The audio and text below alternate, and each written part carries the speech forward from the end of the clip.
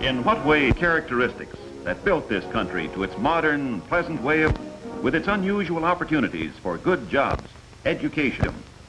Perhaps you live on a New England farm, where through the years your ancestors have added many rooms to the original house. Or you may live in a town like Salem, Massachusetts, that is rich in American folklore. Perhaps you live in a large city like New York or in Philadelphia in a house of native stone. Or in Charleston, South Carolina, with its historical harbor and typical colonial homes. Southerners are famous for their charm and gracious living. Wherever you live in America, the ideals of your parents will be much the same.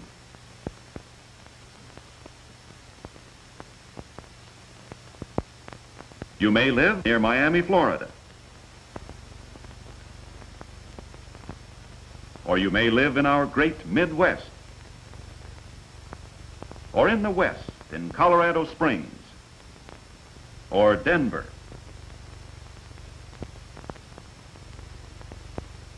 Or in a desert home near Tucson, Arizona, built to withstand the desert heat.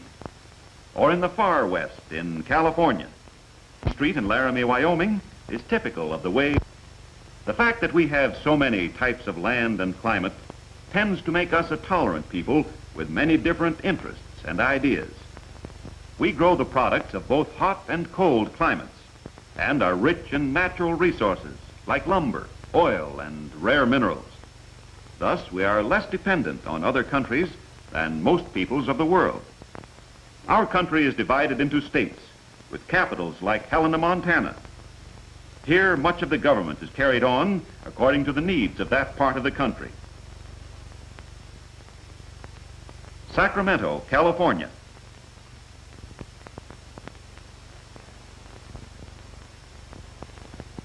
Frankfort, Kentucky.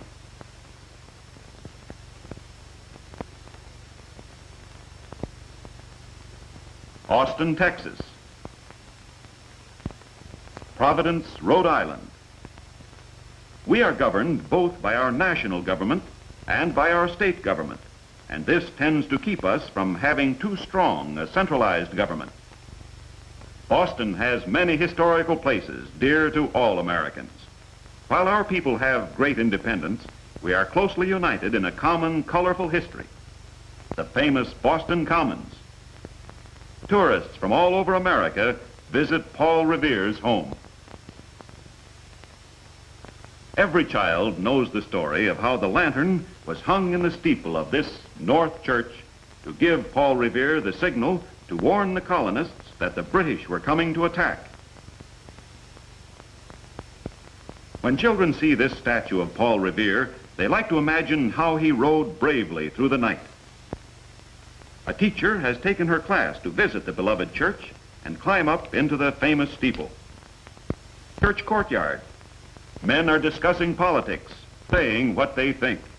An everyday scene in America could not occur. The right to speak freely is not enjoyed by all peoples of the world.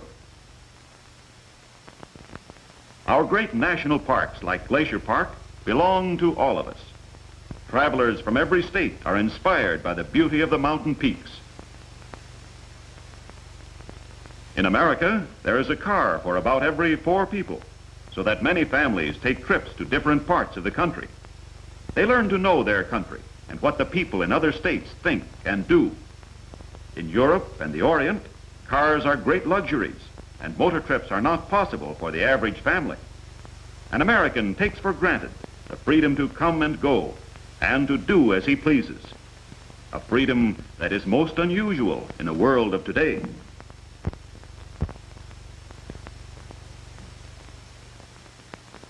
Let's look in on a typical American family on a Northwestern fruit farm and see how little Americans start out in life. It is Sunday. Kings plan to stay home and relax with their children. Terry, 7, Johnny, 4, and Paul, the baby. They make themselves comfortable around the sand pile, and everything seems happy and serene. But only for a moment. The Kings try at first to let their children work out their own problem. Terry and Johnny both want the same toy, a real fight. Mother scolds. When will these children learn to be kind and generous with each other, to give and take? Father comforts Johnny and tries to make Terry understand that the toy belongs to Johnny. Terry feels ashamed. He will have many growing up pains before he is an adult.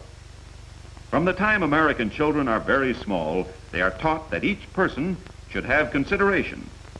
American children are encouraged to think for themselves, to make good decisions.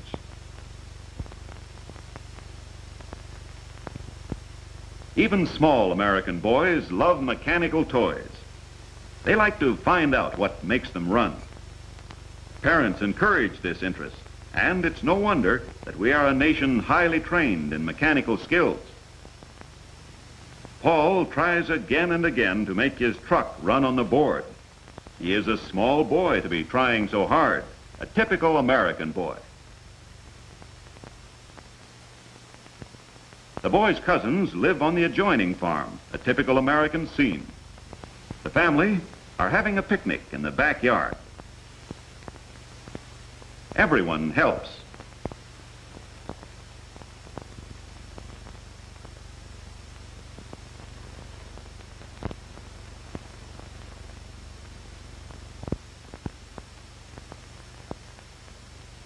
Brother and Ann quarrel over the potato chips.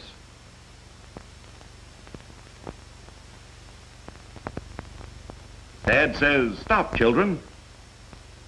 Sometimes it seems as if Dad never has a chance to rest.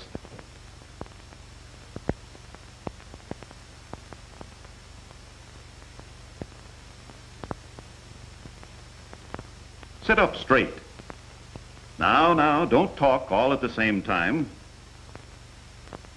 Even small children feel free to speak their own opinions in an American home. And so it goes.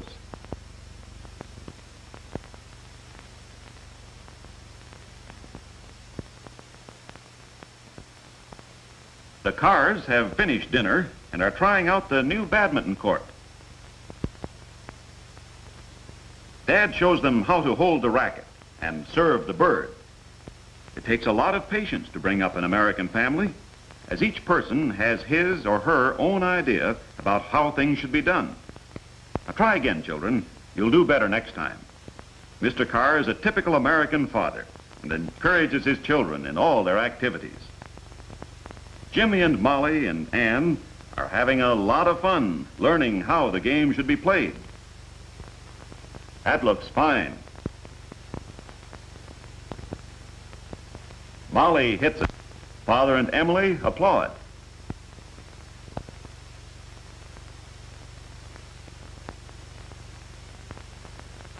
Now Jimmy serves. Molly hits a good one, and Jimmy misses, much to little sister's delight. Then Father and Molly show the children how the game should be played.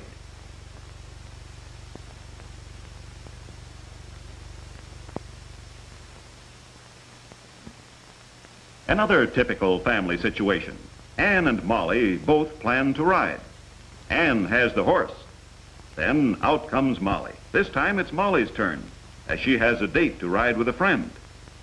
Well, as usual, Father comes to the rescue. Life is made up of many small decisions. But as we make each one, we are building the type of person we will be when we grow up. As the children grow up, patiently they explain the lessons, teach them to think and act and meet their daily problems, to think things through by themselves. And now class is dismissed. Sometimes teachers have to scold and the world seems discouraging, but it's all part of learning to think for yourself, to live the American way.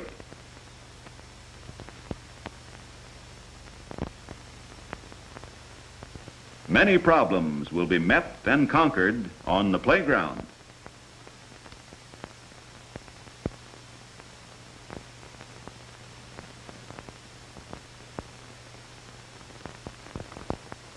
But now to return to the cars. Mr. Carr is inspecting the orchard. Mother and Emily go along. Father shows Emily which cherries are ripe and just how to pick them without injuring the stems.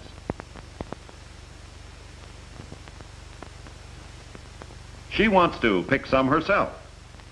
American parents try constantly to teach their children to do things for themselves, to be interested in what other people are doing, to take part in everything that goes on around them. Father walks over to the pickers. Something is wrong. They are including inferior fruit in their boxes. Mr. Carr's fruit will be judged by a few sample boxes. This will decide the price for the carload. He explains to the men the loss he will take if second-grade fruit is included. And now a touch of America. The men argue with their boss. They don't agree. And in America, every man has the right to speak out. Mr. Carr is patient. He likes his men to feel free to make suggestions, and he wants to know if they have a better idea. Finally, the trouble is straightened out, and the men laugh as they return to their work. Mr. Carr is fair, and the men like to work for him. Emily listens. She has complete confidence in her dad. She is used to hearing her father try to make good decisions and give every... The same feeling of independence is found in any American industry. For example, building a house. The head foreman discusses the work with Bill, the work foreman. Bill has been with the firm many years. He started at the bottom and worked up to his present position. Bill studies his plans to know how much lumber he must order. His men work hard, but there is a carefree atmosphere not found in countries controlled by a dictatorship. The head foreman knows that with Bill in charge, the work will be well done and finished on time. Notice the teamwork as the men lift the framework into position. One of the reasons that America has built such great industries is that each man can be depended on to do his bit accurately. Men of many nationalities work in the building trades. Bill is always in the center of things. He helps the man lift the boards and uses a power saw to even the roof. In the United States, individual ability is recognized, and each man has a chance to make good. This recognition of individual worth is important in the American way of life.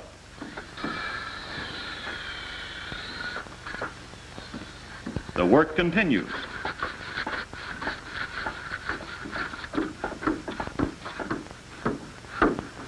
A carpenter puts in the window frames. Next to him is a plasterer. They all have a cooperative way of working. Bill and his men are a good illustration of how work is done in America. The difference in the attitude of men in a free country and one controlled by a dictatorship.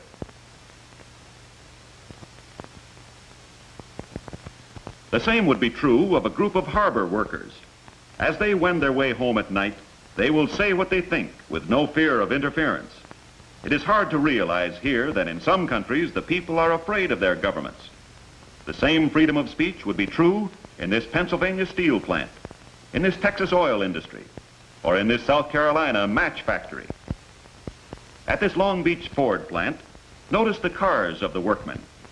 Workmen in foreign countries do not go to their jobs in cars, nor do they have such luxuries as electric stoves, washing machines, irons, radios, and television sets. We take these luxuries for granted, but more important is the chance we have to go further in our free public schools. The opportunities provided by our state universities, such as the University of Wyoming, are within the means of a great many of our families. The University of Kentucky. American children have a better chance to make good because of their higher average education. The University of New Hampshire. The University of Florida. We are indeed fortunate to have a chance to learn and think for ourselves, and not to be controlled by the state every minute of our lives. We also have private colleges like Dartmouth. The universities exist to train young people for service to their communities and country. Doctors, scientists, businessmen, teachers, and engineers. In America, we like to go to church and can go to any church we please. a historical church in Charleston, South Carolina, a Presbyterian church in Wichita, Kansas. Freedom of religion is a great privilege. St. Patrick's Cathedral in New York. In an Indian village near Gallup, New Mexico, the church is the center of the life of the people, holding a dear place in their hearts. Near Gallup, there is a street fair, and on the merry-go-round is a good example of the many types of children that make America, the melting pot. Each little horse carries a precious burden. Children of many nationalities, Indians, English, Mexicans, Chinese, all fortunate children brought up in the freedom of our country. We all want to be loyal citizens, but how can we help? Watch these young people preparing for the high school commencement exercises. What can you do in your daily life to become a person good for America?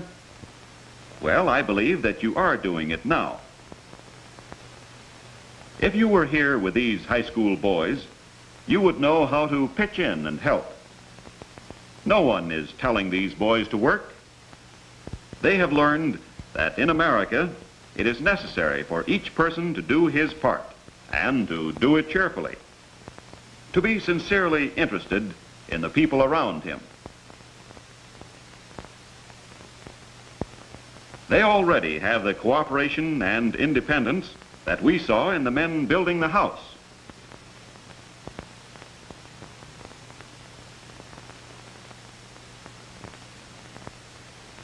They listen to the advice of their teacher, but each boy feels free to give his own opinion.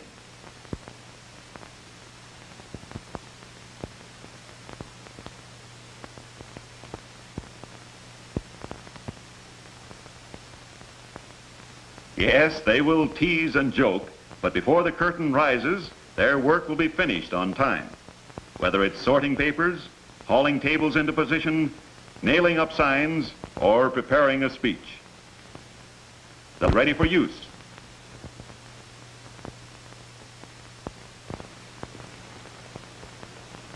Rehearsal is over, and the young people hurry home to get ready for the big event tomorrow.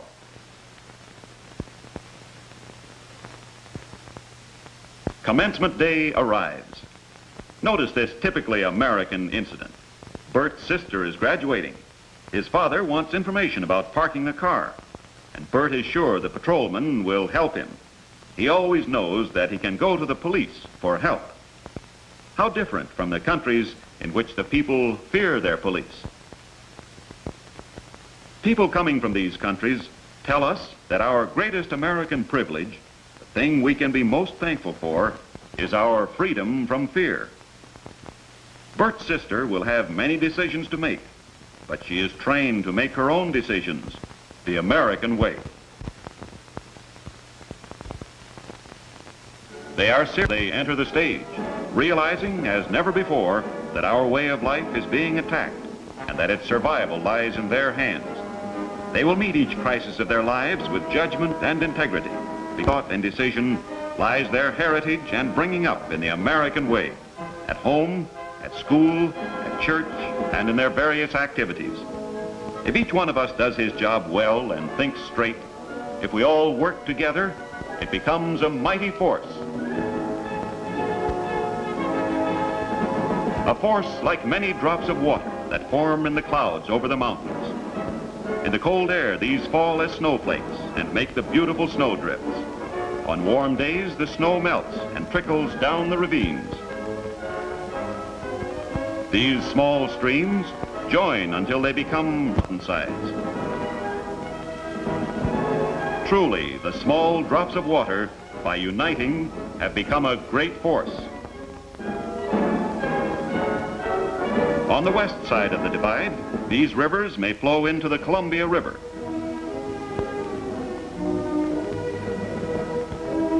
In the same way, in the Middle West, small streams may become the Mississippi River.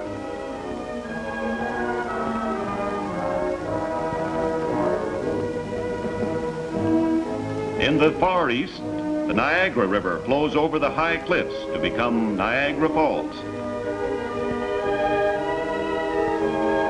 In the same way, throughout the length and breadth of our country, each one of you doing your part at home, at school, and at play is building a force that is capable of keeping America safe.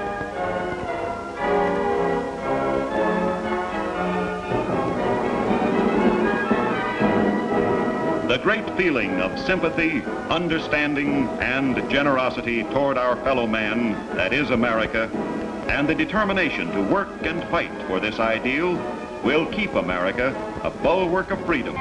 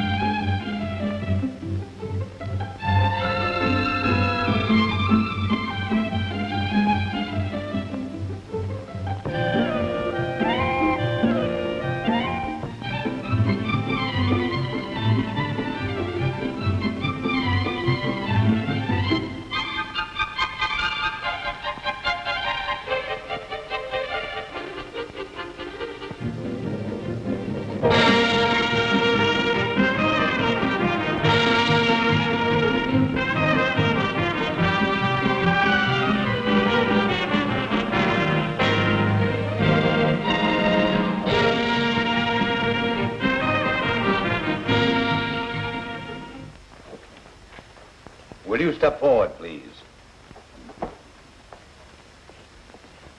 This kind of case, I'm glad to say, doesn't often come to my court. An injunction has been asked against this man who was peacefully distributing handbills. A great deal of authority, a great deal of responsibility is placed in our police and in our judges. This authority can be misused. Complaint for injunction in this cause for want of equity. Hear ye, hear ye, hear ye. This honorable branch of the Circuit Court of Montgomery County is hereby adjourned. Your Honor. Yes, sir. Oh, sure. Your Honor, these young people have been waiting to see you. They're from the high school. Well, what can I do here? Your Honor, I'm Harry Andrews, and this is Ellen Jackson. How do you do? How do you do? This is Jeffrey Moore. Hello, Jeff. We're to make a report on civil rights, and, well, we'd like to talk to you about it. Civil rights, eh? Yeah. Oh, get me my portfolio on civil rights, will you, Fred? Yes. Here, sit down, sit down.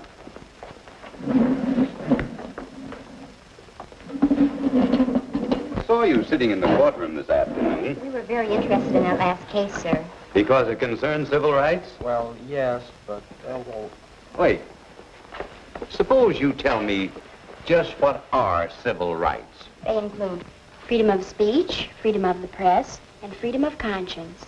We know they're fundamental to our way of life. And most of them are found in the first 10 amendments to the Constitution, sometimes referred to as the Bill of Rights. They say that we're entitled to such rights as life, liberty, property, fair trial, and citizenship, and a lot more, and that they can't be denied to anyone.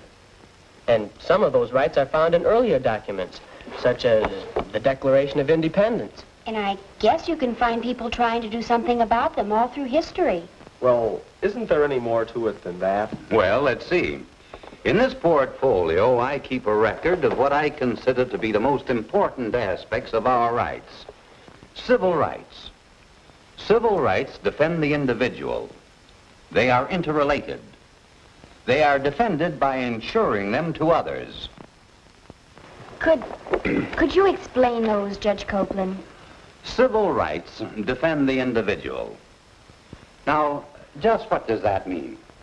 You know, individuals sometimes need protection from private groups or other individuals, or even from a hostile majority, and sometimes from the government itself.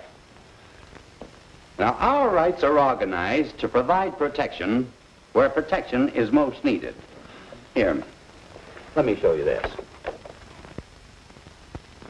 Freedom to speak, worship, print, and assemble. And freedom to petition the government when you think you've been wronged. and to bear arms.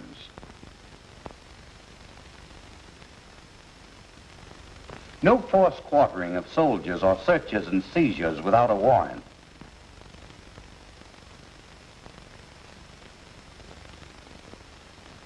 Your life, liberty, or property cannot be taken from you without due process of law. The right to a speedy and public trial by an impartial jury.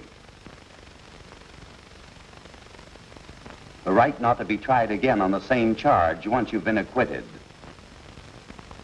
No excessive bail and fines or cruel and unusual punishments. And our Bill of Rights also mentions that any other rights not mentioned are reserved to the people or the states where they live. Well, now, some of the later amendments had something to do with rights, too, didn't they? Well, yes, they do. These are the original rights that make up our Bill of Rights. The others follow more or less from them. Judge Copeland, what about the trial? You said it had something to do with civil rights. Indeed it did. If you'll think back, you'll find that civil rights were at work in today's case. Mr. Smith charged that the defendant, Nixon, was causing a public disturbance by passing out election handbills on the street corners. Nixon appeared in court. Our law permits him to appear before a court with all reasonable speed. This is one of the important rights guaranteed to every citizen by the Constitution. Nixon protested that he was being denied the right of freedom of the press. As you know, I denied the complaint for injunction. But suppose that Nixon had been charged with violating a statute of this state dealing with the distribution of handbills. Suppose that we had tried Nixon for violating that law. Then still more civil rights would have come to his protection. Something called due process of law, which we might say includes being informed of the nature and cause of the charges. Having the right to assistance of a lawyer to defend you. Having the right to enjoy an open trial by an impartial jury. Being confronted by witnesses against you and being allowed to present witnesses in your favor. And should you be convicted, the right to appeal your case to a higher court. Civil rights defend the individual. We're so used to enjoying civil rights, we're likely to forget how it would be without them. Try and picture how this trial might be run.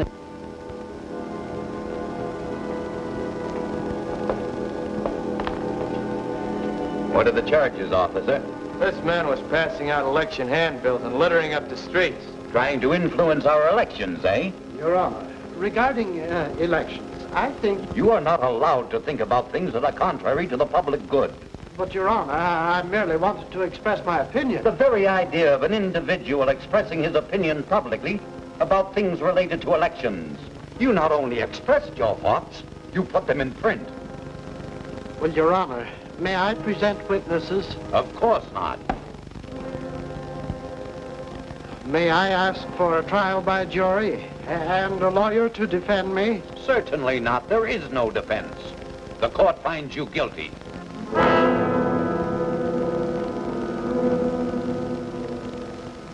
Do you see what I mean? Without civil rights, your life, liberty, property could be taken away from you on a mere whim. I'm glad that wasn't the way the trial actually took place. Civil rights make that much difference? Yes. Civil rights defend the individual. And here's another important point about them and about the trial you saw. Civil rights are interrelated. Now let's suppose again that Nixon were on trial for violating a state law. Now, of course, our aim would be to give a fair trial. After all, this is one of the man's civil rights. But how could it be given? Suppose the witness had not been allowed to talk. Or for that matter, suppose the lawyer were not allowed to speak freely in the man's defense. Could a fair trial have been achieved? No. The more you study civil rights, the more you will see that these rights depend upon one another. They are interrelated. Once you have gained one right, the others are more easily achieved. Do you mean, Judge Copeland, that in order to pass out those handbills, this man had to have all these rights? Of course, Ellen. And that's got to be in our report. Oh, no, it doesn't. Even if it's true, the class won't understand it. No, I won't let you put it in. Oh, that's... Now, wait a minute here. Order in the court. What's this third point here? Civil rights are defended by ensuring them to others. What does that mean? Each of you, especially Jeff here, seems to want to deny the others the right to state their opinions in this report that you're writing. But don't you see, if one of you forces the others to be silent, there's a possibility that somebody stronger or with more authority will come along and force you to be silent. Did you ever think of that, Jeff? If we all agree that each one has equal rights to state his opinion, then that danger doesn't exist. I see. By protecting the rights of other people, we're really protecting our own. Exactly. That's why we must constantly be on guard. If we are to keep our civil rights in good working condition, we must work to understand, protect, and extend them. Extend them, Judge Copeland? Yes. Our civil rights are growing. We've already achieved some goals, but there's a great deal more to be gained and worth gaining. Think how often civil rights plays a part in your everyday lives. And ask yourself if you're helped to understand, protect, and broaden them. Do you always respect other people's right to have their own opinion, no matter how wrong it may seem? To get together with others and say what they think? To be able to write and print what they believe, even if you disagree with it? Do you always respect others' rights to property, liberty, life, the rights of every member of the community? These rights and many others need to be understood, protected, and extended to every citizen. And each one of us can play an important part in supporting these rights. Our civil rights are always in danger. We may lose them unless you and every good citizen takes an active part in guaranteeing them. Here's something you can do. Be informed. Remember the civil rights we have.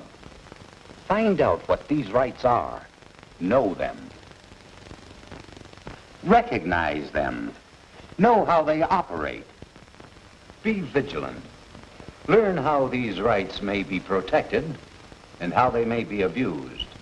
Finally, discuss civil rights. Help to inform other people. For it is only by a mutual understanding and supporting of civil rights that we can enjoy their benefits.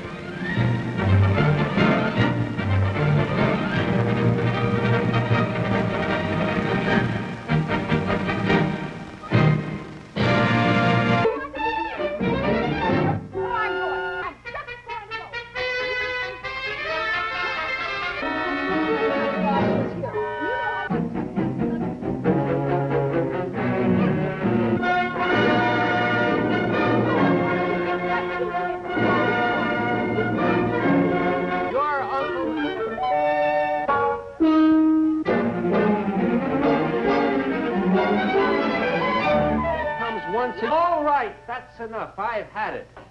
I know your Uncle Arthur's been like a father to you. I know he only visits us once a year, but I say he's a slob, and I'm not taking any more of his guff. Oh, but what did he do that was so awful that you had to use such vile language? What did he do?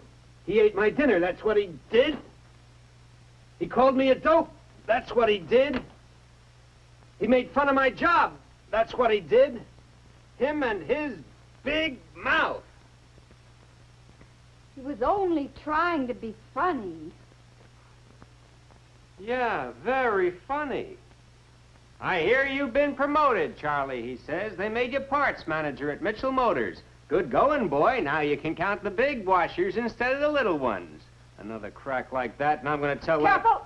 Oh, what would Mother say if she heard you talking about Arthur like that? I don't care what your mother would say. You can take your precious Arthur and go back to your mother and have a fine family reunion. Charlie! Oh, Charlie, it isn't Arthur at all. You want to get rid of me.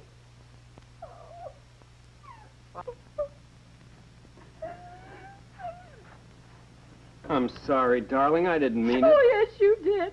You tired of me. Arthur's just an excuse. Oh, it's not that at all. I'm upset about my job mainly, and Arthur was just the last straw. Forgive me?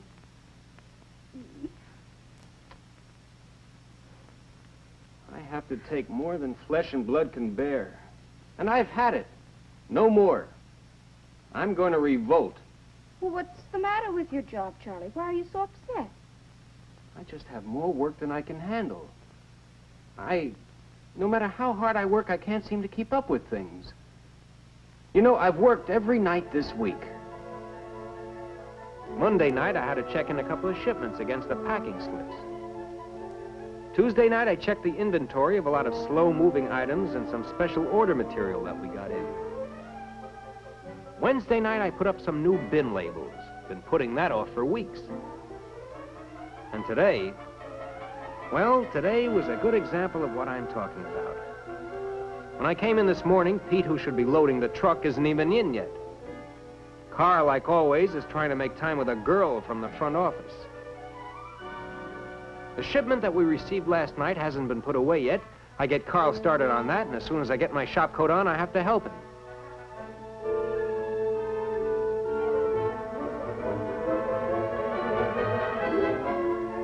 We no sooner get started than a customer comes in, and I have to send Carl to take care of him. Then one of the mechanics wants a part. So I send Carl back to get him what he needs while I attend to the customer. Then the phone starts ringing. A wholesale customer that I promised delivery first thing this morning, and Pete hasn't even left yet. So I have to get him going. That's the way it goes all day. It's after 10 o'clock before I can start posting yesterday's sales, and then I find that Carl's taken a couple of cards out. While I'm trying to get that straightened out, Whit Sorensen, the service manager, comes around and wants me to give him a price on brake lining for a special poster. But when do I have time to think about specials? Then at lunchtime, Mr. Mitchell walks through like he always does. Only this time, he stops to show me an article about how Bill Campbell at Westwood Motors upped his wholesale sales 38% in the last 3 months. Said he thought I'd be interested because Bill and I used to work together. But what he really meant was, why didn't I get out and call on the trade and work up a mail campaign to churn up wholesale business? On the way out, he made a crack about, didn't we have any new displays to put on the counter? So tomorrow night, I'll probably have to stay and put up displays. That's the way it goes every day. Do you wonder I'm upset? One thing I don't understand is that most of the things you're doing, you did when you had Carl's job. Now that you're parks manager, are you supposed to do all that yourself? Aren't you supposed to, well, manage? Oh, I manage all right. I manage to work 10, 12 hours a day. Take tonight. I'm just ready to leave when the phone rings. Carter Collision has to have a headlight door tonight. It's 5 minutes after closing time, so Pete's gone, of course. I have to get the part, call you, and take it over there myself. Then I get home late. And what greets me? Hello, darling. Guess what? What? Uncle Arthur's here. Oh, great. He came right after you called. He's on his way east on a buying trip. Oh, Arthur, Charlie's home. Now, Charlie, Arthur was so hungry that we ate, but I put your dinner in the oven. Well, well, hello, Charlie. Good to see you, boy. Arthur, how are you? Well, just fine. Sit down, sit down, sit down. Say, I understand you've been promoted since the last time I saw you. That's right. I hear they made you parts manager at Mitchell Motors. Yeah. Good going, boy. Now you can count the big washes instead of the little ones, huh?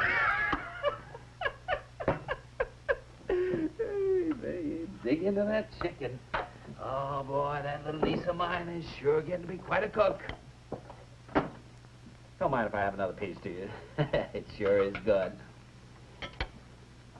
So, What do you do, Charlie? Seriously. I mean, you got a big office, you order people around, huh? They just made me parts manager, Arthur. They didn't give me the business. Give you the business, eh? That's a good one. Oh, you got a funny sense of humor. Well, tell me, what do you manage? Oh, I order parts, see that we get what we order, see that they're binned properly, that the inventory records are up to date, that they're filed properly, things like that. That's managing? What do you do after you get the parts in the bin? Sit and admire them? They put them on cars, of course. The service department takes most of them, and then we have the wholesale accounts that call in and the retail customers that buy over the counter. Oh, you sell, too? Well, that's good. That's good, Charlie. You know, your business, your job is a lot like my business, running a store. I mean, you buy it and you sell it, and in between times you keep it on the shelves. The only thing is that you buy it and stock it so that you can sell it at a profit. Yes, sir. Now, I have inventory and record keeping, too. And I see that they're taken care of by somebody else. Yes, sir, I spend most of my time on displays, advertising, direct mail, sales training, and selling. Now, I carry floor covering. And I get off my duff and go out and see those contractors so that I can get some of that wholesale business. So I can wear these $150 suits. Yes, sir, Charlie, if you're going to make your boss a buck, and one for yourself, too, you gotta move your goods. Now, the trouble with you, Charlie... Never mind the trouble with me. You can take your $150 suits and your lousy advice and... I'm not going to sit here and listen to any more of your... So I blew up. But you see how it is. I heard how it was. My ears are still ringing. Well, I'm sorry about Arthur, but he was just the last straw. But you will apologize tomorrow? He's going to bring in his Mercury to have it serviced. Okay. But tomorrow down at the shop, I'm going to lay it on the line. Charlie, what are you going to lay on the line? I'm going to revolt. Tomorrow when I see Mr. Mitchell, I'm going to have a talk with him. I'm going to say, Mr. Mitchell, I don't like the way things are going in my department. I have to spend too much time on detail work. You showed me that article on Bill Campbell. Well, I know that I should spend more time on the phone with the wholesale trade, get out and see them, use the mailing material, but I have too much to do. You commented on that display. Sure, I know that we should do more about displays, here and out in the service area, but that takes time. The trouble is, Mr. Mitchell, that you don't appreciate this department. You think of it as a 5 and 10 cent operation. Well, I read that the average dealer has 25% of his capital tied up in parts. If we don't move parts, you can be sunk. You ought to give this a little more attention. That's what I'm going to tell Mr. Mitchell. And after you talk to him like that, where are you going to work Monday? Well, maybe that was a little strong, but I've got to do something. Yes, darling, you have to do something. But you've been telling Mr. Mitchell what he has to do. You're the parts manager, not Mr. Mitchell. I think you should revolt. But you can catch more flies with honey than with vinegar. Why don't you have a peaceful revolution?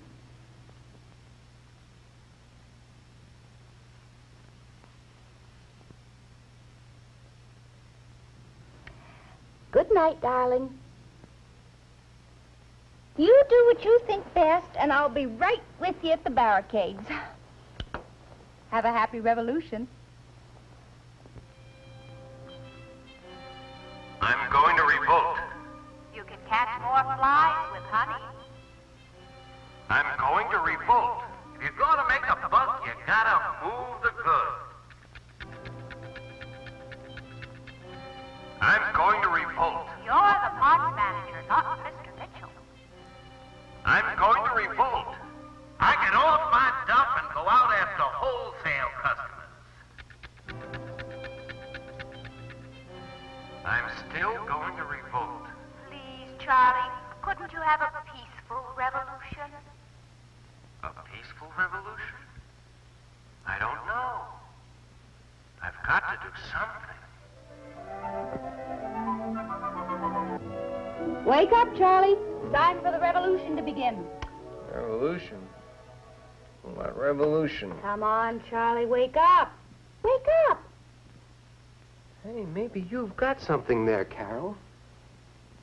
Maybe there's not going to be a revolution after all. Maybe it's just time old Charlie Winters started to wake up. Yeah, that's it, honey. I've just got to wake up.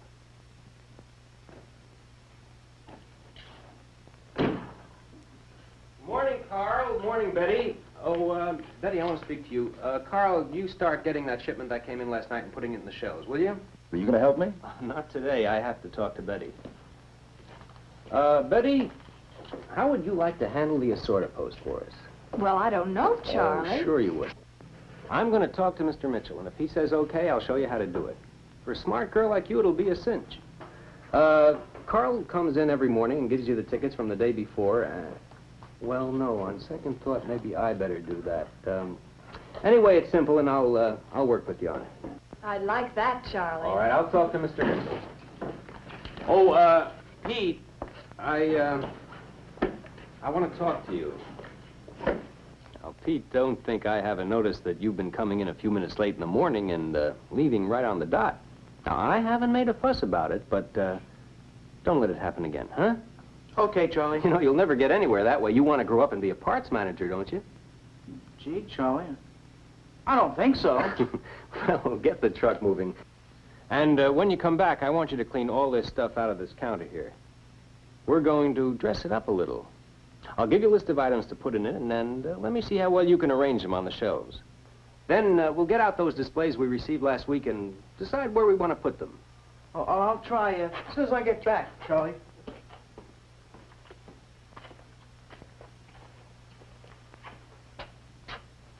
Say, Whit, can I see you a minute? Yeah. What's on your mind? Well, I was thinking it might be a good idea if we put up some new displays in your customer reception area. Maybe by the lube rack and the cashier's window. I could figure out some part specials that your boys could tie in with a service order. It sounds fine to me. My boys will help you put them up. Well, thanks. Oh, and another thing. You know, I read all the technical bulletins. I like that kind of thing. Now, how would it be if I stopped in at your shop meetings and talked to the boys about what's new in parts and accessories, kits, that kind of thing? I think it'd be a big help. Oh, and I'd like to get some copy in your next service ad. Charlie, my friend, have you been drinking? Of course not. Well, that is, yes, honey. Fine stuff, Whit. Fine stuff. Good morning, Charlie. Morning, Arthur. Say, I'm sorry about last night. Think nothing of it, boy. Does a man good to blow off steam once in a while. I just dropped in to tell you my car's out back. See that they take care of me, will you? Oh, don't worry, Arthur. I'll see that they take care of you. What do you need? Just a tune-up and an oil change. Well, I'll see that Whit follows it through himself.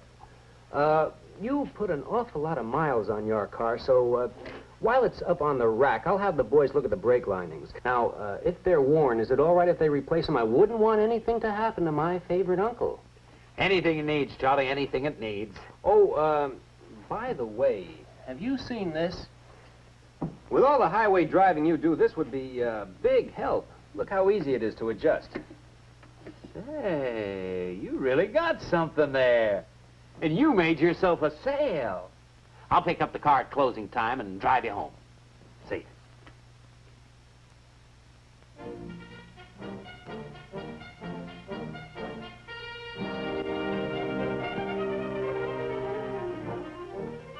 So, I was thinking, Mac, you have quite a few older cars on the lot, and I have some slow-moving parts for them that I could let you have at a good price. Now, why not dress them up? The cars might sell faster, and I could move some parts. When you have your morning meetings with your new car salesman, I'd like to talk to them for a few minutes about accessories. I could keep them up to date, and you could up your dollar sales.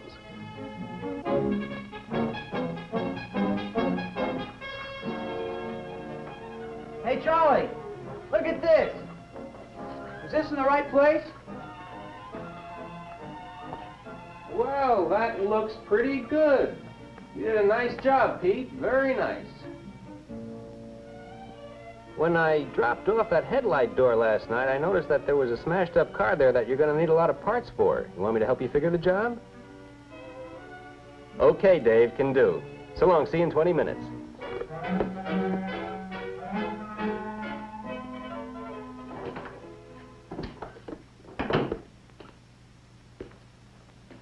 Hey, Charlie.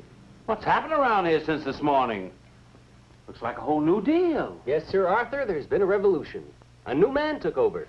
Now, you don't mean that you... A new man named Charlie Winters. I don't get it. Everything's all right, Arthur. Don't worry. Your car's ready, and I got your bill from the cashier. $85.95 total. All right. I'll give you a check. Saw the car on the lot on my way in. Say, that new mirror sure works swell. You know, Charlie, I wish you'd think over what I said last night about how I run my store. The only reason you buy and stock goods is so you can sell them at a profit. Mm-hmm. And when I say sell, I mean sell all the time. Now, the trouble with you, Charlie, is, how much did you say the bill was? $85.95. $35.41 for labor. $50.54 for parts. Thank you, Arthur.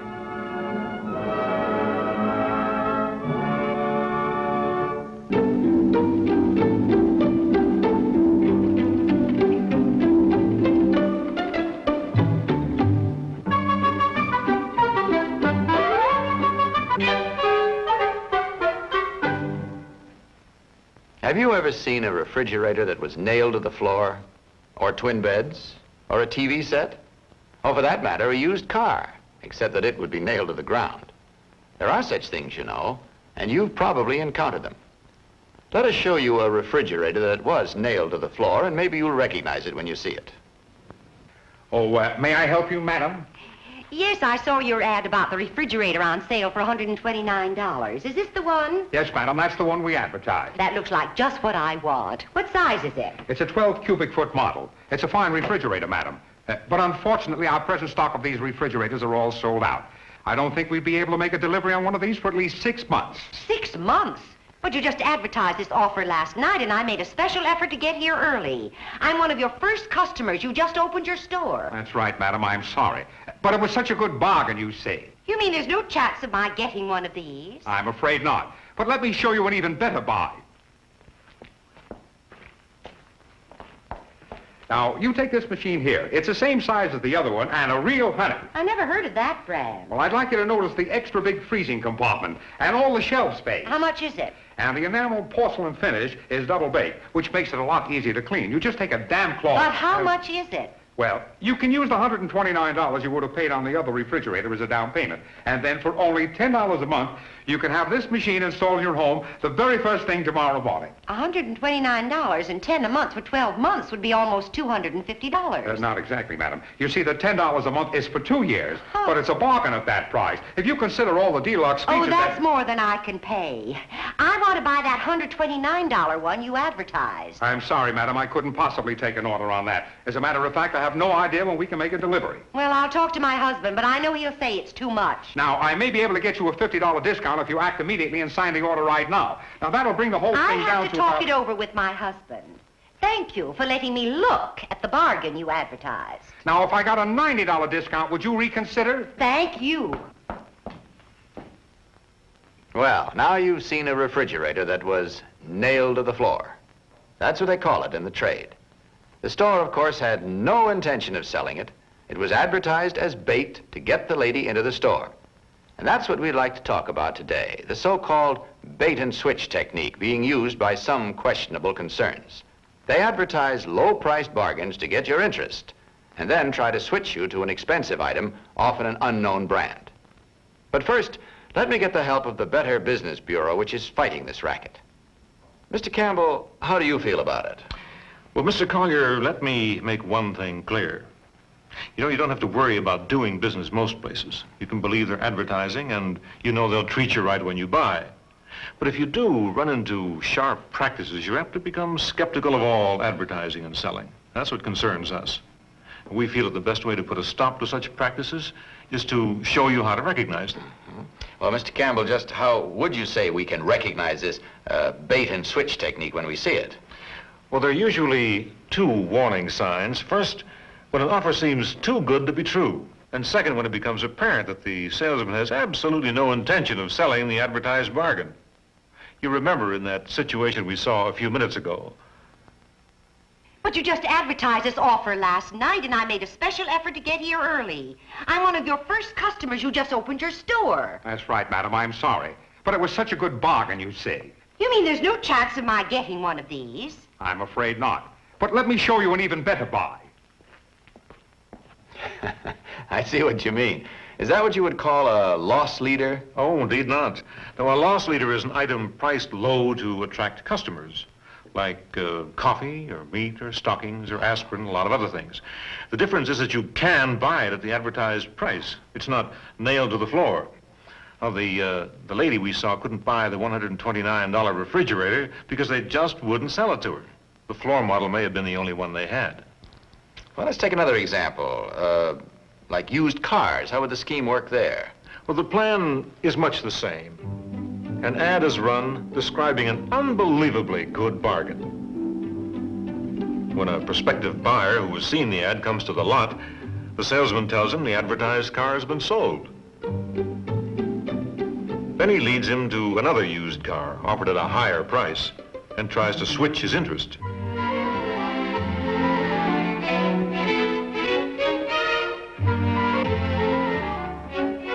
The disappointed prospect often will find that the ad will continue to run for a long time afterward. The car has not been sold, and there's no intention of selling it. Well, there are variations of the scheme. Maybe the advertised car has no engine, or it's a painted-over taxi cab with 100,000 miles on it, or it looks good on one side and the other side is smashed. The point is, whatever is advertised is bait. They don't want to sell it to you. They only want to get you interested and then switch you to something else. Well, all right, Mr. Campbell, I could say, so the ad was bait. So what? I mean, the prospect didn't have to buy another car. Who got hurt? Well, everybody got hurt. The prospect lost confidence in all car dealers. They got hurt. He lost some confidence in the integrity of all business, so all advertisers really got hurt. Can you tell us some other ways in which this bait and switch scheme has worked? Well, there are endless variations, but one of the most common of all is the rebuilt sewing machine deal. Now, here's how that works. Come in. You called about a sewing machine, madam. Oh, yes, the one in the ad. Will you come in? You brought the machine, I see. Well, the ad sounded as though it's just what I want. This is the machine, all right. But confidentially, I wouldn't take that ad too seriously. Why not? The price is $19.95, isn't it? Well, that's right. It's just that for you, this isn't a very good buy. Well, the ad says it's rebuilt to the factory, and everybody knows that's a good brand. What's wrong with it? It's rebuilt, all right. It's just that I thought you would want a really good machine, and for $19.95, you can't expect too much. Here, I'll plug it in.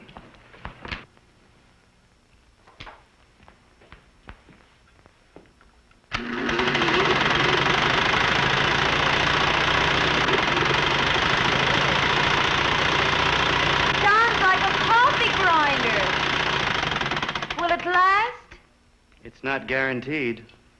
Frankly, these rebuilt jobs don't last very long without repairs. Oh, and I really need a sewing machine. Well, you can have a sewing machine, madam. Why, I have one right now out in my car. Let me show it to you, all right? It will only take a few seconds to get it. Excuse me. Wait till you see this one.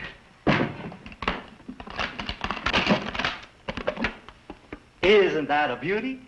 Believe me, this is a real machine. It does seem very nice.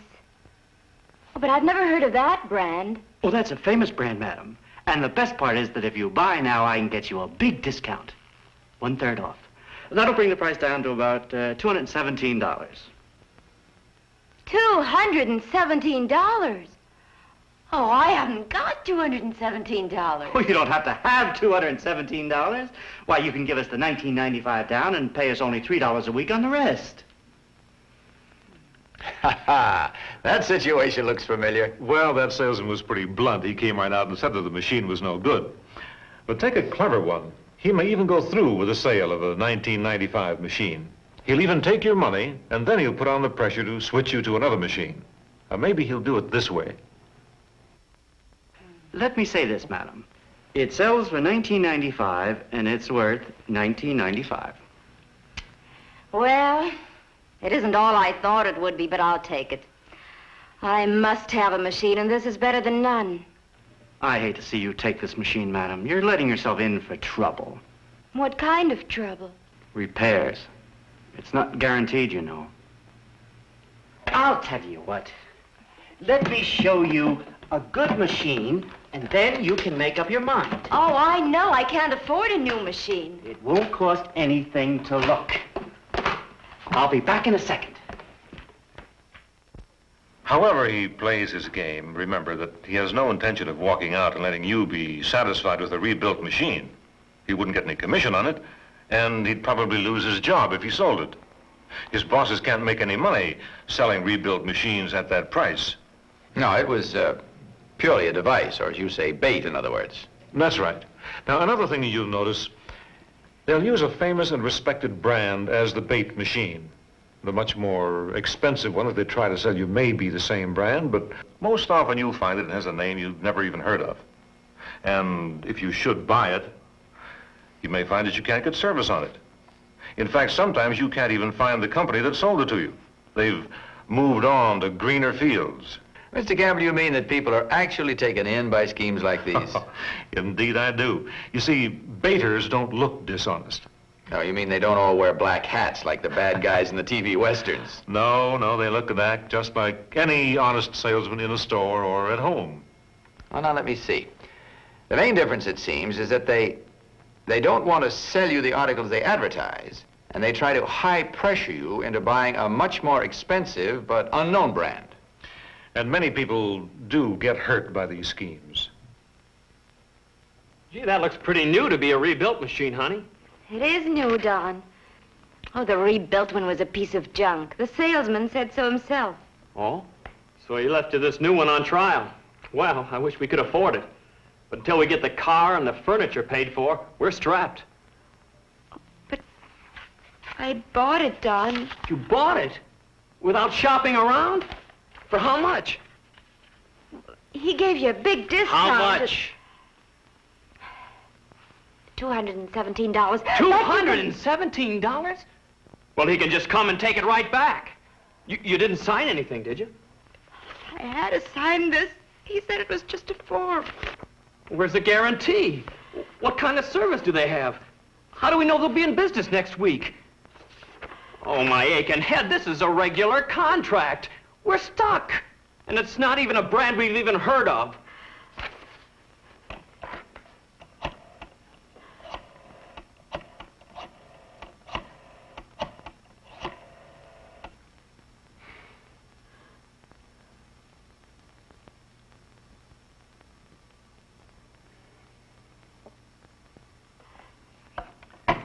They don't even answer the phone.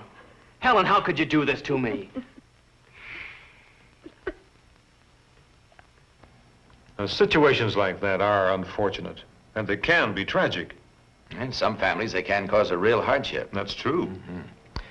Well, Mr. Campbell, I'd like to tell a story, if I may, one that's personal. I know the facts of it quite well. A friend of mine bought a ladder not too long ago, you know, for cleaning out the eaves and things like that around the house. Well, he intended buying a 10-foot ladder that was advertised for, I think it was about $15. But when the salesman questioned his needs for a ladder, he convinced him that he really should buy a 30-foot extension ladder for something like, I believe it was $50. Well, frankly, he was awfully glad that the salesman sold him the more expensive ladder because it served his purpose much better. Well, and that's what I'd call a good salesman. He really did him a favor. Seriously, that ad wasn't bait. Now, the salesman would have been glad to sell him the advertised ladder if he'd wanted it. But what the better business bureaus are fighting are the operators who advertise something they don't intend to sell, using it strictly as bait. Can you tell us some other fields in which these bait and switch people might work? Well, you'll find them in many fields, but home improvement is a favorite. Now, take a look at this ad. Here's a completely enclosed family room for $499.95. Looks too good to be true. It is. Hundreds of homeowners answered the ad and found first that the $499 did not cover installation, which was $200 extra. Then they discovered if they wanted a floor, and who wouldn't, they'd have to pay still more money. People who bought the room paid $1,200 to $1,400 instead of $499. And it's the firms that use misleading bait advertising like this that are not around later to stand behind their work. Now, don't let this give you the wrong impression. Most companies in the home improvement field don't operate this way. It's the few that cause the trouble. Like the company aluminum siding for an average home at $399. Well, about the size of a one-car garage. His bill, including $99. Let me repeat, whether it's shingles or stone siding or what have you, companies. But we can't close our eyes to the sizing. There's the $49 re-up, the $105.55 storm window, the mink coats at an unbelievable price, the baby pictures, you name it. Well, Mr. Campbell, how can we summarize briefly some of the earmarks of the bait and switch scheme?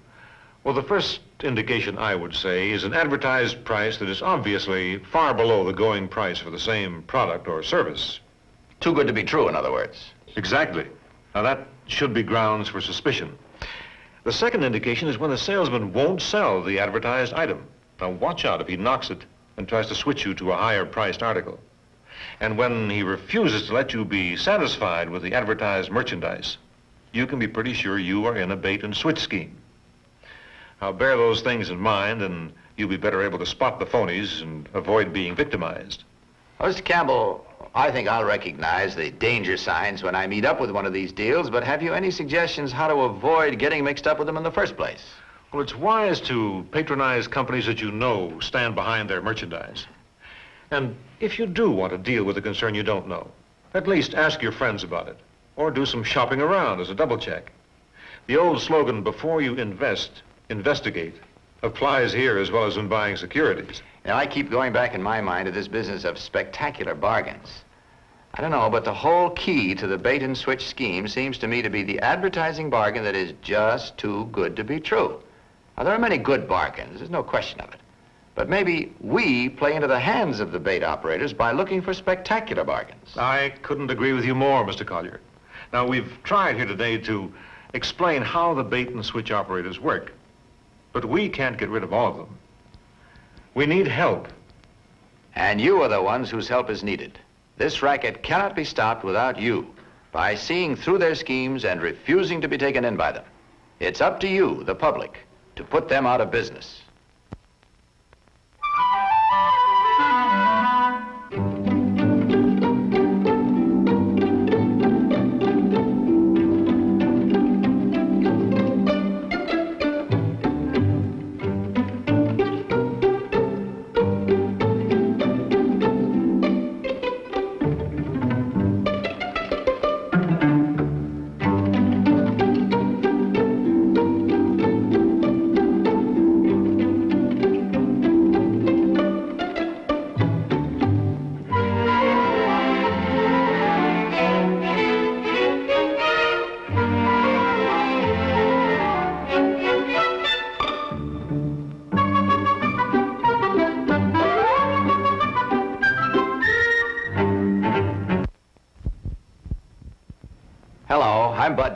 And this is Mr. Victor Nyborg, who is president of the Association of Better Business Bureaus. Now, we've been talking about voluntary self-regulation by business as the most important work of the bureaus. Isn't that right, sir? Yes, Mr. Collier, the Better Business Bureaus build public acceptance of advertising and selling based on truth and integrity. There are more than 120 bureaus in the United States, Canada, Puerto Rico, Mexico, Venezuela, and Israel, with others being organized at home and abroad. There are more than 100,000 member firms, corporate citizens, helping to preserve the system which makes business as we know it possible and profitable. But the final responsibility rests with business. Moral and financial support of the Better Business Bureaus is an obligation every businessman should accept.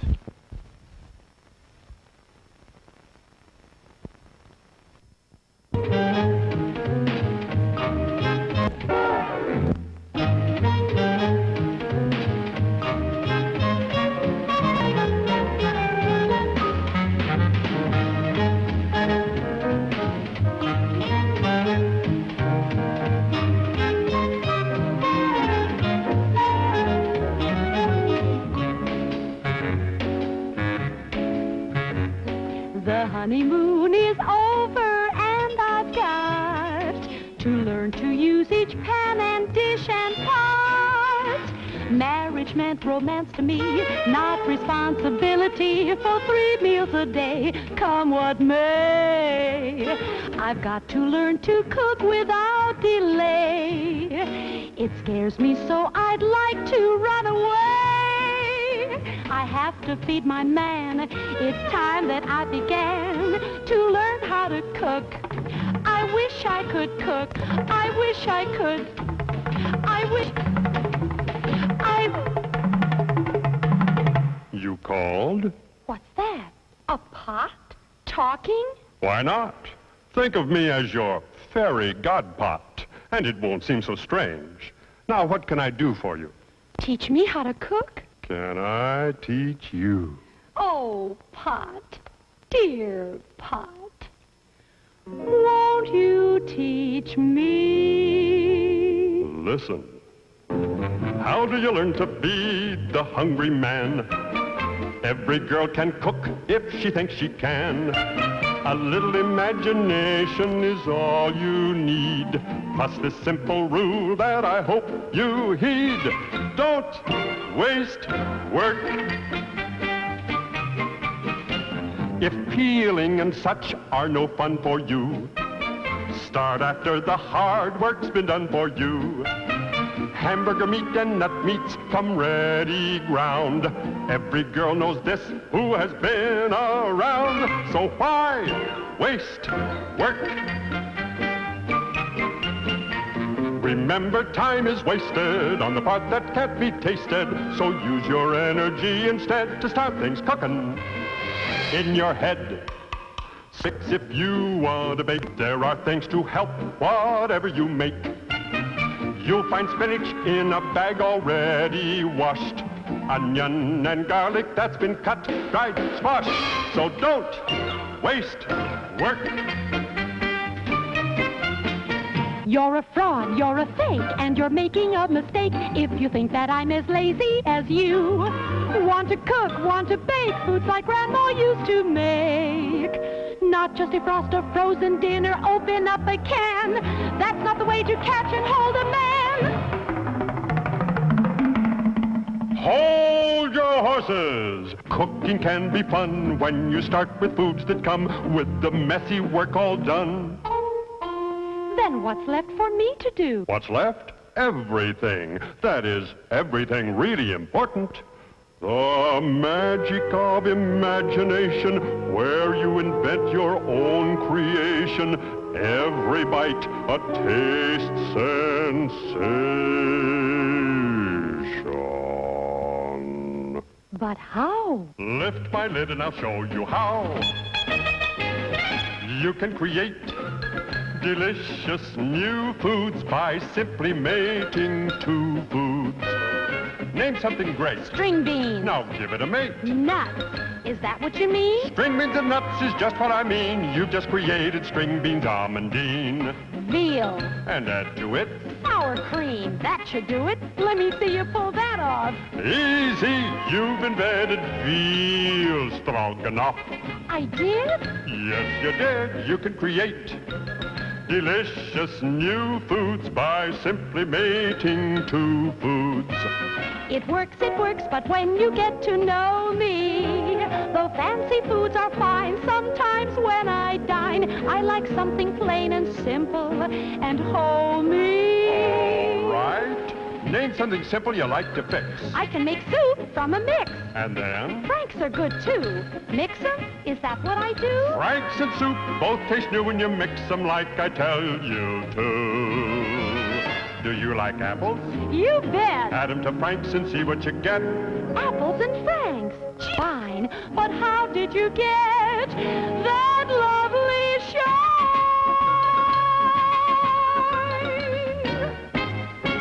Food gets a lovely shine with a syrup glaze. Food gets to taste so fine with a syrup glaze. It's so easy you'd be amazed. There's not a bit of trouble. Gee, that looks so grand. Or start with a vegetable, frozen, fresh, or canned. Take an acorn squash, carrots are fine. Any onion takes to a bright glaze shine. And lots of food that you combine are glazed until they shine. Apples and Franks, orange baked chops. The list goes on, it never stops. Just see the glow that glazing brings to sweet potatoes and pineapple rings. A dish of bacon with shiny beans make a meal that's fit for kings and queens. Raisin sauce on a slice of ham, or on luncheon meat, or tongue or lamb. Broiled grapefruit with a cherry on top. I guess the list will never stop. Food looks lovely when it's glazed. It's so easy you would be amazed.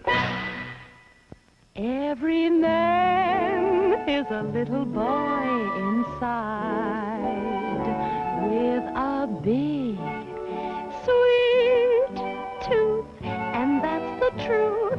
Tell me, Pot, won't you be my guide? When his tooth is sweet and he wants a treat, what would he like to eat? Here's a marshmallow frosting that takes no cooking. It's yummy looking. You can color it and flavor it. I'm sure my man will savor it. I can put it on a store-bought cake or spread it on a cake that I bake. Syrup gives it such a smooth, professional look. Never sugary, never crusty. Make your own design. Love that shine. Take a pancake mix and add fruit to it. It's fun to do it. Add pineapple or nuts or berries, or bananas or some cherries. Syrup in the batter is the key to browning pancakes evenly. Just add sauce to what you cooked before. That's a fancy pancake that he will adore. Mix a speedy sauce you make with syrup and jam. Spoon it on a custard pudding. Here's another one. A cinnamon bun. Buy a frozen apple pie. When you go shopping, add harvest topping. Just use your imagination and make up my own creation. You can satisfy your man's sweet tooth. And my man deserves the sweetest, that's the truth.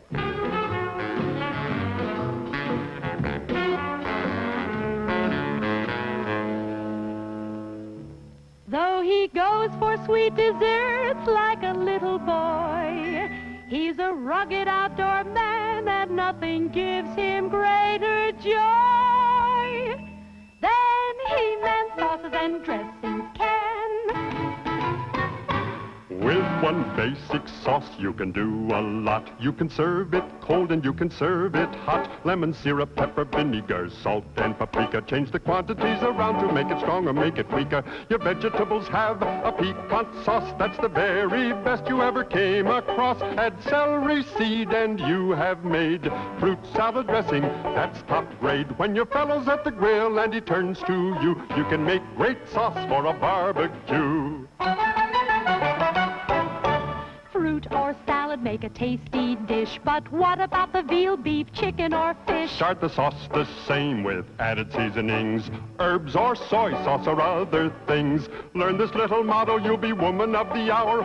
Cooking is like life, take the sweet with the sour. When you combine the two in a sweet and sour sauce, it will make the finest barbecue you ever came across.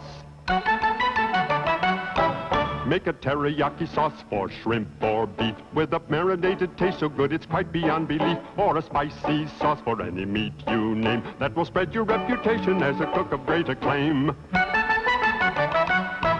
Take some ground beef and onions and syrup, mustard, vinegar, and seasonings all help to spice it up. Add noodles and tomatoes, top it with some cheese for a country-style meat casserole that you can make with ease. Learn this little motto, you'll be woman of the hour. Cooking is like life, take the sweet with the sour. When you combine the two in a sweet and sour sauce, it will make the finest casserole you ever came across.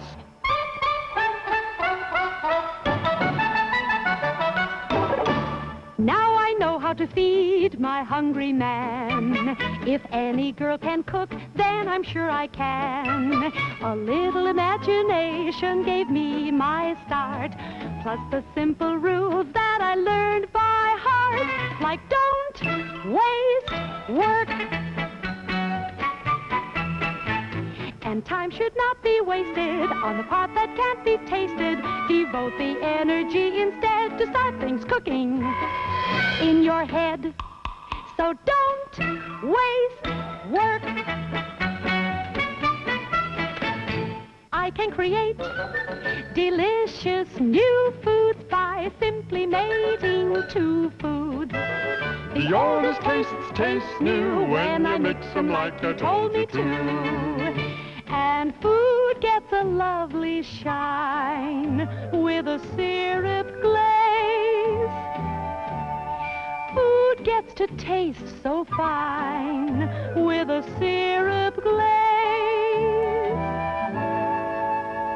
I've a man who's a little boy inside with a big, sweet tooth, and that's the truth. Now that he took me for his bride, when his tooth is sweet, I will make the treats his mom once made to eat. But don't forget, he's got a rugged side, too. With one basic sauce, you can do a lot. I can serve it cold or I can serve it hot. Lemon syrup, pepper, vinegar, salt, and paprika. Change the quantities around to make it strong or make it weaker. I've learned a little model, so I'm woman of the hour. Cooking is like life, take the sweet with the sour. When I combine the two in sweet and sour sauce, I show that you're the finest cook I ever came across.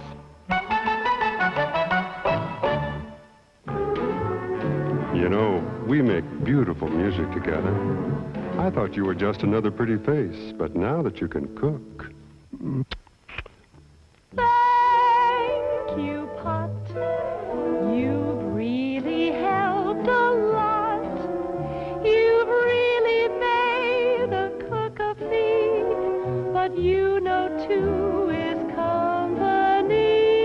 Yes, though I'm proud, I'll admit 3 is a crowd, and since it can't be you and me, at least I've helped you cook creatively.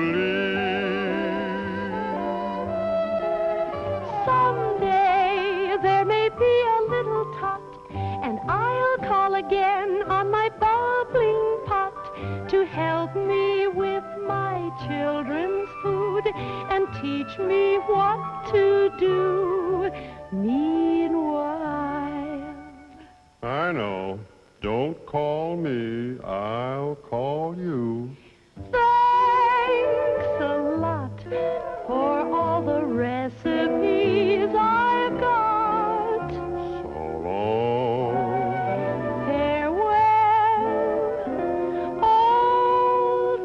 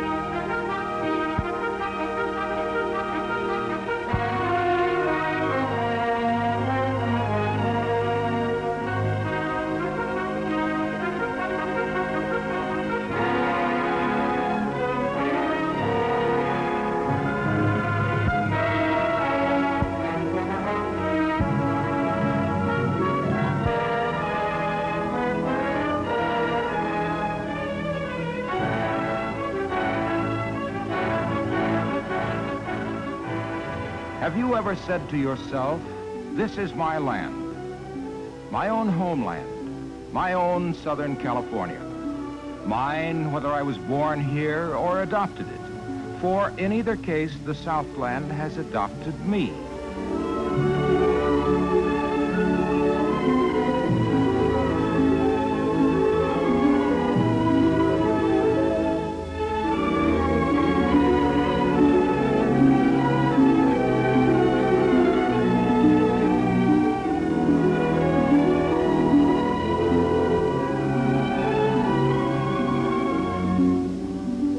That is why these scenes, these landmarks, seem so familiar. We know why, we who live here, for we know that our Southland bears the stamp of a certain individuality which we have come to cherish. A climatic paradise, yes. Our scenic coastline, contrasting desert depths, mountain heights are unequaled elsewhere. Our varied agriculture, our sprawling cities, growing industries, spreading commerce, are not quite like anything else in the nation.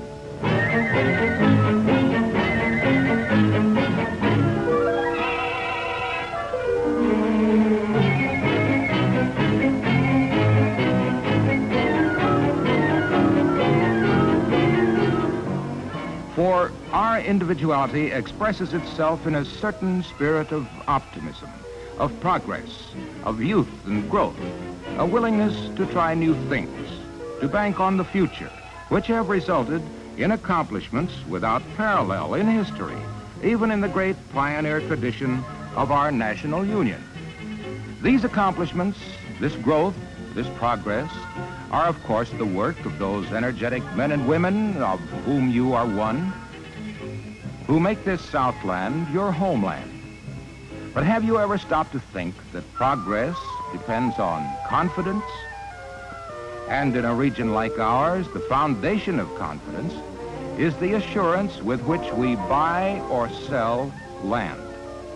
We can begin to realize the importance of that truth when we think of the meaning that lies in those words, Southland, homeland. For the fact is, all this activity, growth, and progress have taken place on the land. Perhaps you yourself own a part of this Southland. It might be a factory or a ranch. It could be an apartment building or business building, an orange grove or a store. It could be your own home or a lot on which you are planning to build a home. Whatever the case, it is due to certain sound and accepted methods of buying and selling real property in California that you are able to say with pride and confidence, I own this land, this home. This is mine.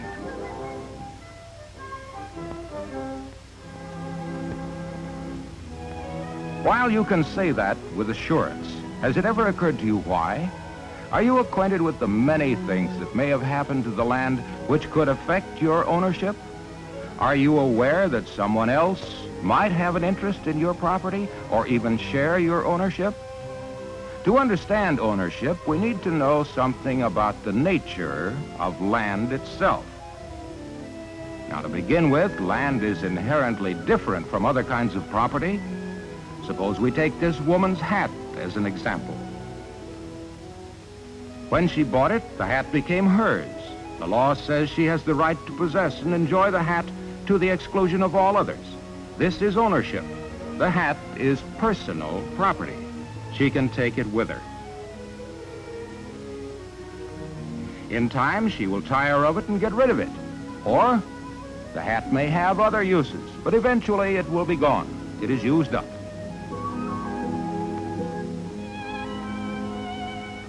The same is true of an automobile or any other manufactured product. It is made, bought, used, and eventually wears out. It will be used up. But this is not so with land. You can't carry it with you. It stays where you found it. The land is never used up. Buildings may be built on it, and wear out, and be moved, but the land itself remains. The productivity of land can be ruined by erosion, mining, fire, flood, or catastrophe.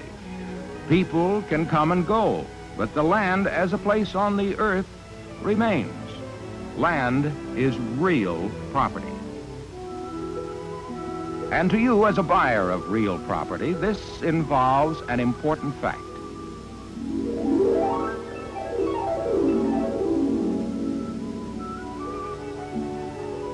Someone else owned the land before its present owner.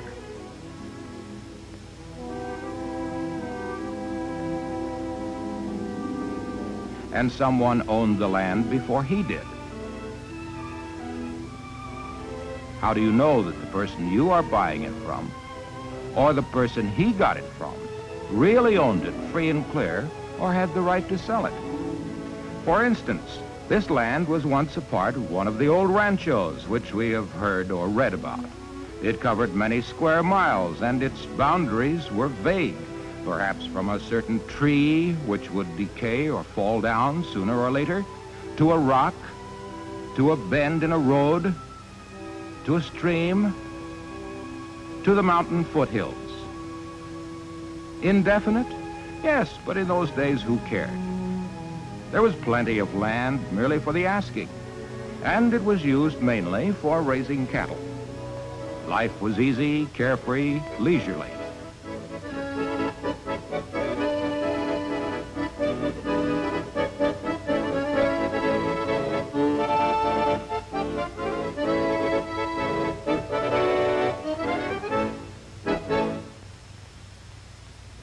But then things began to happen.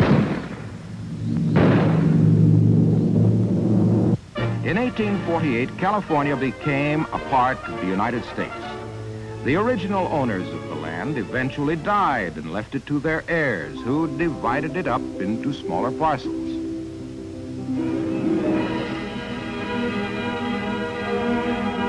Easterners migrating westward came flooding in faster and faster, especially after the Civil War. They all wanted land to grow corn, wheat, barley, and citrus fruits. The old ranchos were subdivided more and more.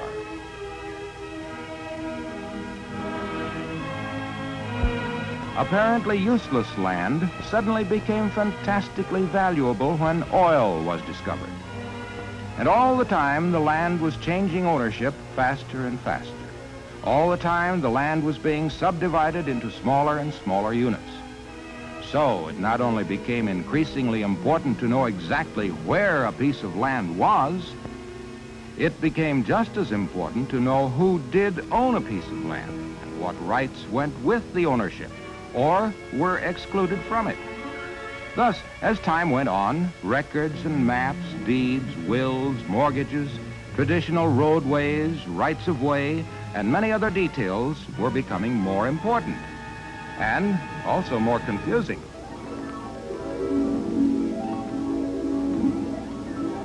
Today, practically every parcel of land in Southern California is the result of many divisions, and it has also gone through a whole chain of ownerships.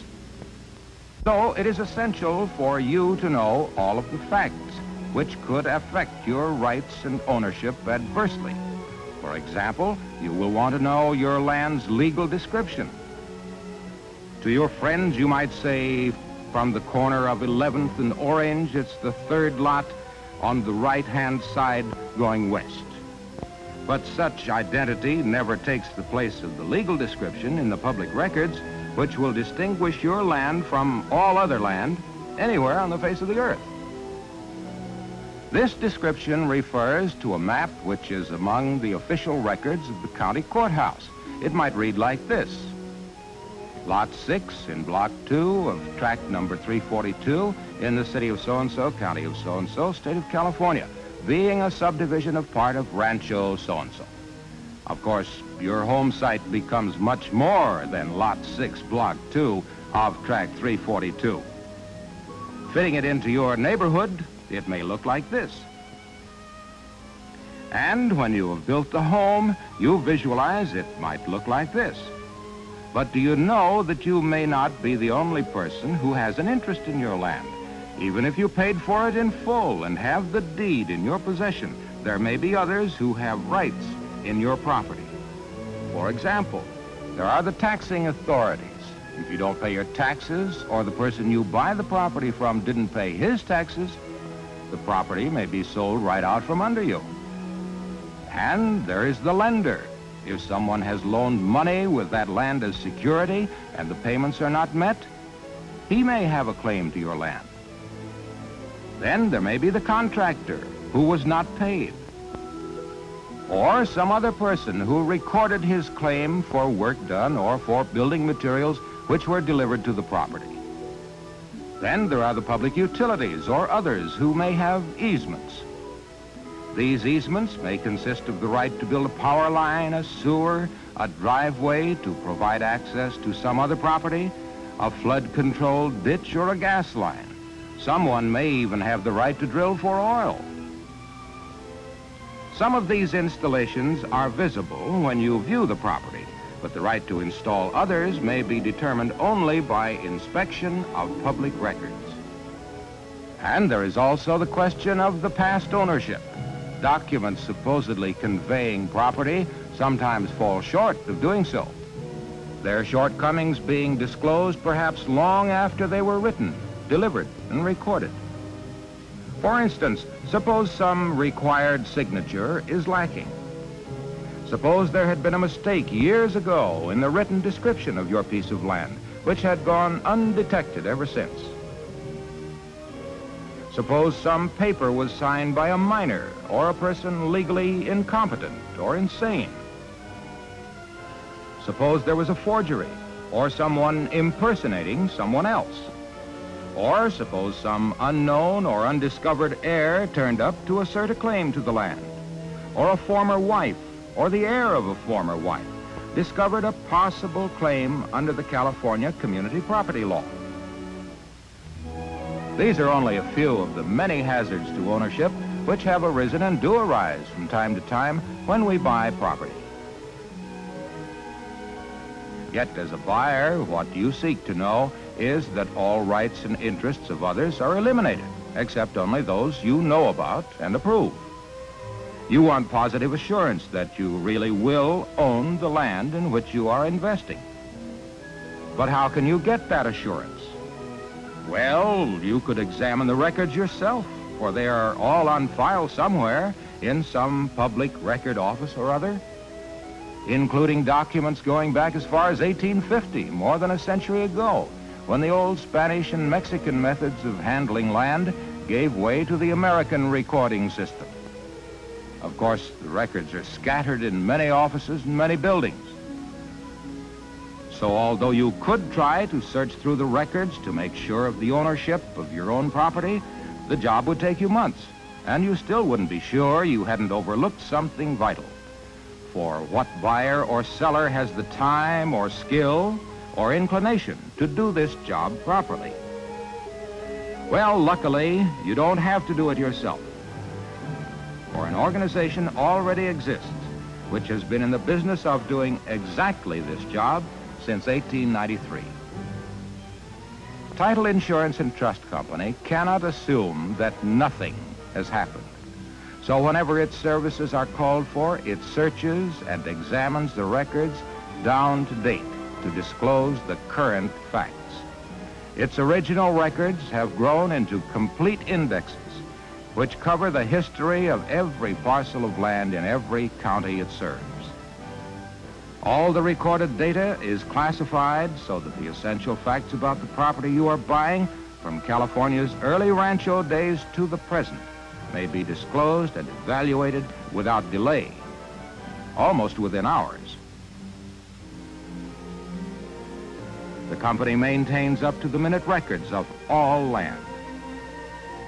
To its files are added every day new information as fast as it comes in from many city, county, state, and federal offices. The files cover not only information about property, but about people, where it may have a bearing on ownership, such information as bankruptcy, divorce, deaths, and guardianship. For, as we have seen, during any period, long or short, many things affecting ownership may occur, years ago or yesterday. It not only assembles, it also examines and interprets the innumerable official records, laws, and court decisions which may concern the holding of any piece of property. And finally, and most important, it ensures that its findings are correct. As part of that protection, it defends your insured interests, bearing the cost of lawsuits as provided in your title insurance policy. This is the reason you can buy and sell land with confidence in California. The confidence thus created is one of the most important reasons underlying the growth of our Southland during the past few generations. In 1900, who would have dreamed that peaceful groves like this could become a populous metropolitan area like this?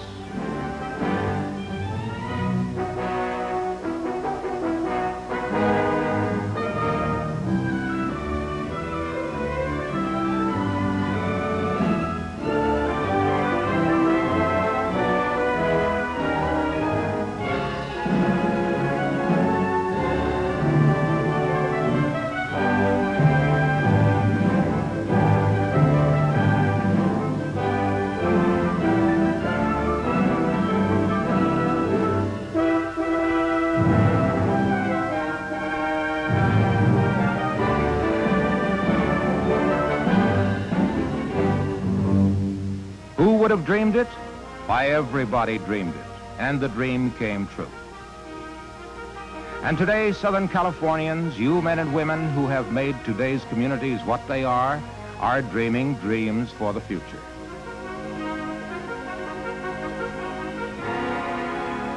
You can dream such dreams with confidence because you know that regardless of the long succession of owners, you can protect your future by ensuring the past. Because there is an institution which helps make land a safe commodity to buy or sell, so that you can say proudly and with assurance, "This is my land."